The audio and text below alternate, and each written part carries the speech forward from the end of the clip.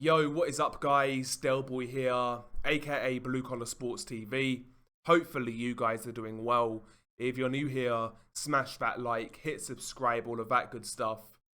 So, the Chris Eubank Jr. versus Conor Benn undercard has been announced, and as you can see here, it is rather poor. Not a fight there that takes my fancy, quite honestly. And yeah, a very disappointing undercard in my opinion. Bear in mind that this is DAZN UK's first major pay-per-view. I know they've had like YouTuber pay-per-views, but in regards to like real boxing, this is DAZN UK's first major pay-per-view. And with that being said, you would have thought that they would try and go hard with the undercard. You know, try and make a statement. Make it a night to remember, you know, that sort of thing. Good first impressions for the DAZN pay-per-view. But no, I mean, they've really scrimped on this undercard. They really have. And also in combination with that, if you're like, let's say you're a DAZN UK subscriber, I mean, recently the level of cards hasn't been there. I mean, there's barely been a card on DAZN in the UK. What was the last UK Matchroom show that was shown on DAZN? I can't even recall. I think it might have been Dalton Smith versus Samo Mason. Maybe, I might be wrong on that, but it's been a long time. It's been a long time, and that wasn't great. We've got, what, Kid Galahad versus Maxi Hughes coming up as a main event. Again, I know the main event in that card fell through, but still, I mean, the last few weeks have been pretty poor for DAZN, and in the UK that is, and this undercard, man, is absolutely dreadful. Where do we even start here? Again, it's got a few female fights, but honestly, I don't care. I don't like female boxing. You've got Mary Romero versus Ellie Scottney, don't care. Felix Cash is back. Now, Felix Cash is usually good value for money. He's a puncher. But where's his career going? Why is he so inactive? I mean, 18 months ago or so, he beat Denzel Bentley, I believe, for the Commonwealth and British middleweight titles. Big domestic win at the time. What has Felix Cash done since then? How many fights has this guy had? He's had one fight against Magomed Madaev, and that was a really hard fight, by the way. That was a good fight. So he's had one fight since then, done absolutely nothing. Whereas in comparison, Denzel Bentley, since that loss to Felix Cash, he's fought a few times and he's actually regained the British title, which Cash vacated. So he's become a British champion again, and now he's fighting for a world title against Janabek. He's fighting for the WBO middleweight title. So what has Felix Cash been doing? And what is this opponent about? Conor Coyle. What's Conor Coyle got to say for himself?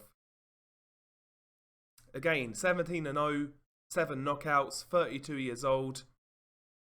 And yeah, never beaten anybody worth a damn.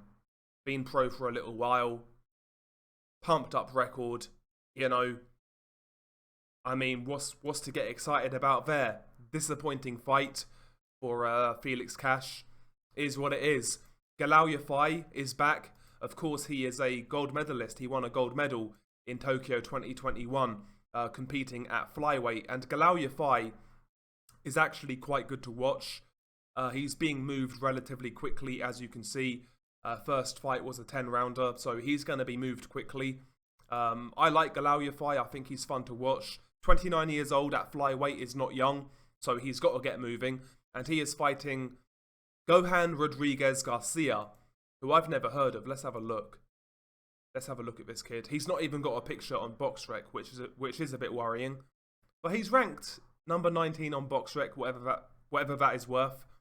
I mean, with these Mexican fighters, sometimes you can sometimes these unknown guys come over and they are much better than we expect. We've seen that a lot recently, but you know, one knockout in 14 fights is not great, and only 21 years old. I'm not expecting too much there, but you know, It's early in Galal Yafai's career. I like Galal Yafai, so that is what it is. Harlem Eubank, I mean, I have no interest whatsoever in Harlem Eubank. He looked awful in his last fight. Again, 6-rounder against a nobody. Pretty poor, pretty uninspiring. Another female fight, which I don't care about. Let's have a look at Chloe. What she look like? Not my jazz. Not my jazz. Shannon Courtney, Jesus Christ. We are really scraping the barrel. That's a Weatherspoon's job, man. 5 pints deep, 6 pints deep, 10 pints deep, I would say. Poor, not good enough. And Lyndon Arthur is having a tune-up fight by the looks of it. And this is a pay-per-view undercard. Jesus Christ. Surely they could have put something together better than this. This is dreadful. This is absolutely dreadful. I mean, this is worse than most Sky pay-per-view cards I can remember. It's worse in terms of undercards. Absolutely awful. What do you guys make of this card? I think this could be one of the weakest pay-per-view cards I've seen in a long time. Having said that, the Fury White undercard was bad, but this is pretty damn bad as well, man. Pretty damn bad. But again, this fight is what it is. You know, maybe it's a cash out. That's the impression I get. It's a big money fight. 2 names in the main event. Obviously, they're father's famous fighters, and they're cashing in on that. Hence, they're scrimping on the undercard and being cheapskates about it. So, it is what it is. I mean, pretty diabolical. What can you say? What can you say? Anyway, share your thoughts below. Beanie Guy Del Boy.